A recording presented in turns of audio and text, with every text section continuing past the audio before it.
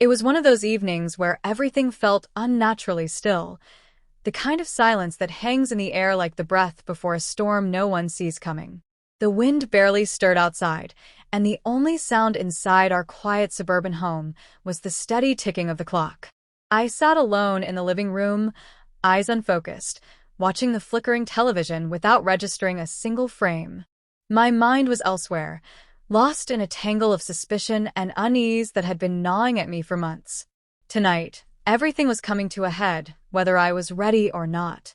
Tonight, I would uncover the truth I had prayed was only in my imagination. My wife and I had been married for 10 years. A full decade of shared memories, highs, lows, laughter, heartbreak, built on what I believed was unbreakable trust. We had met in college, fallen in love quickly.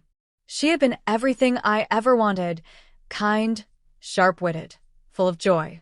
We built a life I thought was forever. But that forever had begun to feel like a lie I was clinging to out of desperation. The changes crept in slowly, almost invisibly. She started staying out later, chalking it up to work dinners or nights with friends. I wanted to believe her, and for a long time I did. I trusted her without question. But then came the little signs, the subtle shifts that stirred something in my gut. A new perfume I'd never smelled before. The way she checked her phone more often, always tilting the screen away. Smiling at messages she never talked about. Her affection faded, not in a dramatic way, but like a slow withdrawal, as if she was physically present, but emotionally adrift. For months, I battled my own thoughts, trying to dismiss them as paranoia. We had always been close.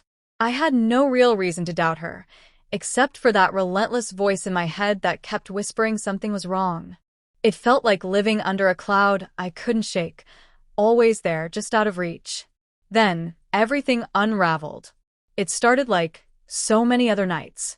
She said she was going out for dinner with coworkers, something that had become a regular excuse lately. I nodded, trying to look casual even as anxiety twisted in my stomach.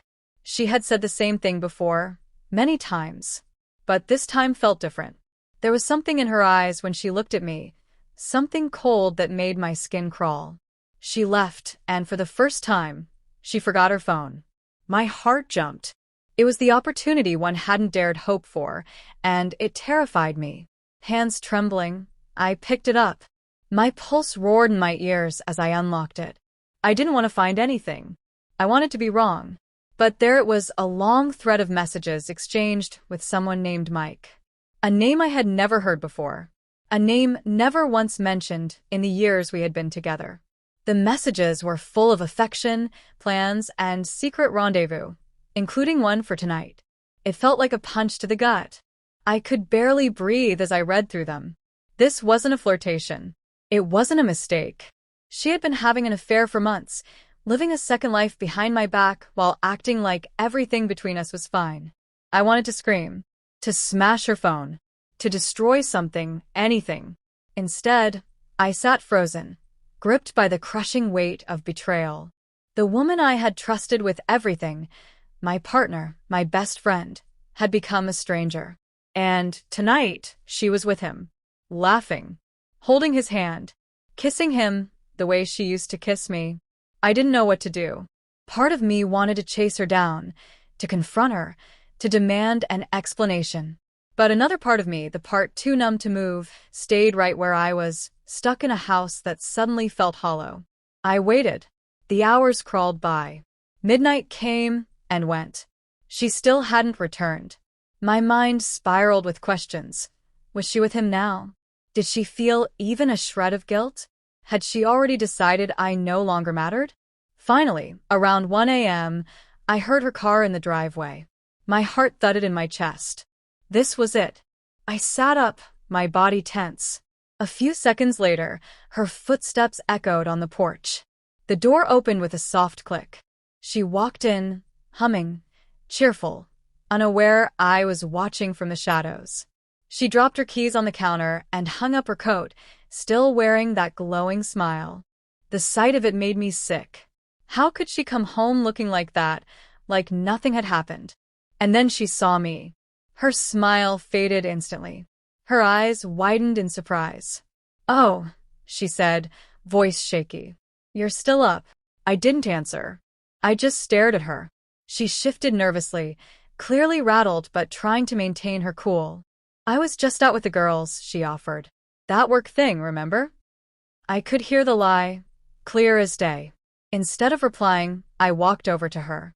Her body stiffened as I approached. She sensed something was off but couldn't yet place it. "Are you okay?" she asked, voice barely above a whisper. I didn't respond. I simply pulled her phone from my pocket and held it up. Her face drained of color. Her eyes locked on the phone, and in that instant, she knew. She lunged for it, but I pulled it back. "I know everything," I said, my voice quiet but seething. "I read the messages. I know about Mike." Her expression crumbled. Panic filled her eyes. I can explain," she stammered. "Explain?" My voice rose. "Explain how you've been sneaking around for months? Lying to my face. Pretending everything was okay." Tears streamed down her face, but I felt nothing. She had torn our life apart, and there was no gluing it back together. "I'm sorry," she whispered. "I didn't mean for this to happen. It was a mistake." I laughed bitterly. "A mistake?" No. "A mistake is a moment of weakness. This was a decision. A choice you made again and again." She broke down completely, collapsing onto the couch, sobbing uncontrollably. "I'm sorry," she repeated through tears. "I'm sorry." But I couldn't even look at her anymore.